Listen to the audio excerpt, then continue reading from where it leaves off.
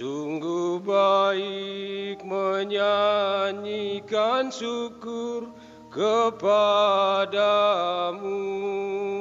ya Tuhan. Sungguh baik menyanyikan syukur kepadamu, ya Tuhan. Sungguh baik menyanyikan syukur kepada Tuhan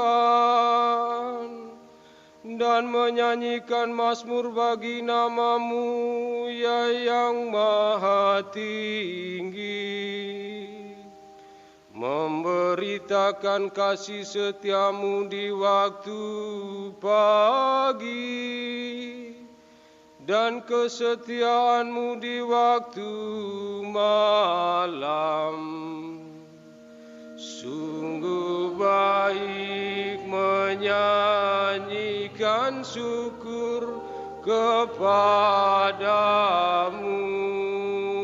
ya Tuhan.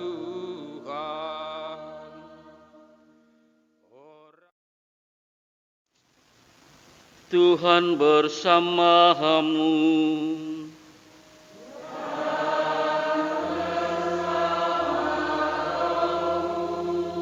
Inilah Injil Yesus Kristus menurut Markus.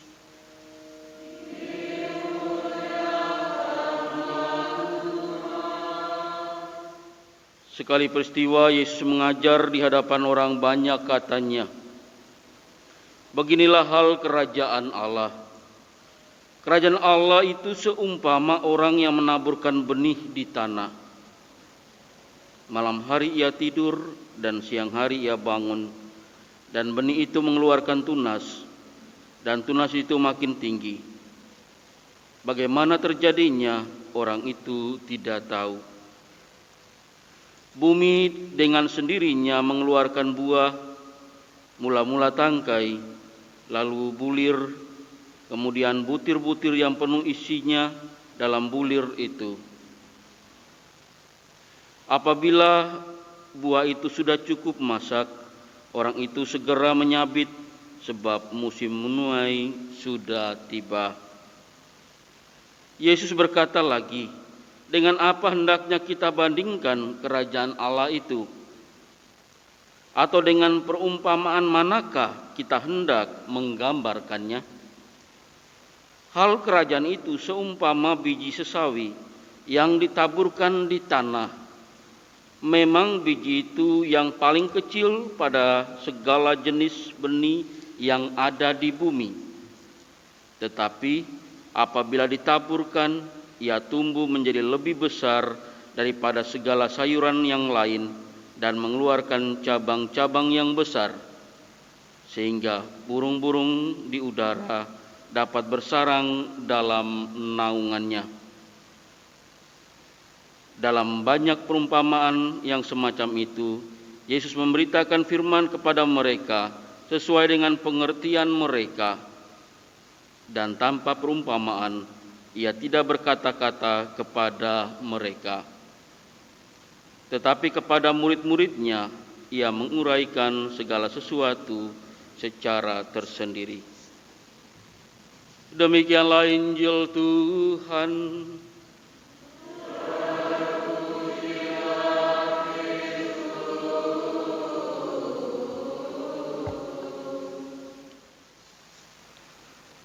Romo, suster, Bapak, Ibu, dan saudara-saudari sekalian, Tuhan Yesus melalui Injil pada hari ini mengajarkan banyak orang dengan dua perumpamaan tentang kerajaan Allah. Perumpamaan pertama tentang seorang penabur yang menabur benih di tanah, dan perumpamaan yang kedua adalah tentang kerajaan Allah seumpama biji sesawi yang ditaburkan di tanah. Kesamaan dari kedua perumpamaan ini adalah masing-masing berbicara tentang pertumbuhan. Benih bertumbuh secara alamiah, demikian juga biji sesawi yang kecil bertumbuh menjadi pohon yang sangat besar. Hal ini semua dapat terjadi hanya karena Tuhan berkarya secara misterius, membuat benih itu bertumbuh dan berkembang, sehingga menghasilkan buah yang berlimpah ruah. Nabi Hezkiel dalam bacaan pertama memahami rencana kasih Allah dengan sempurna. Dalam situasi yang sulit, Tuhan menjanjikan penghiburan dengan berjanji akan meninggikan pohon yang rendah. Ia akan mematahkan dari pucuk yang paling ujung, yang masih muda, dan ia akan menanamnya di atas puncak gunung yang tertinggi di Israel. Segala pohon di ladang akan mengetahui bahwa Tuhan punya kuasa untuk merendahkan pohon yang tinggi dan meninggikan pohon yang rendah, membuat pohon yang tumbuh menjadi layu kering, dan pohon yang layu kering menjadi segar. Gambaran ini kiranya sejalan dengan perkembangan hidup kita. Tuhan memiliki rencana untuk membuat kita bertumbuh dan berkembang sesuai dengan kehendak ilahinya. Bapak, Ibu, saudara-saudari yang terkasih, berdasarkan kisah ini tadi, apa yang harus kita lakukan?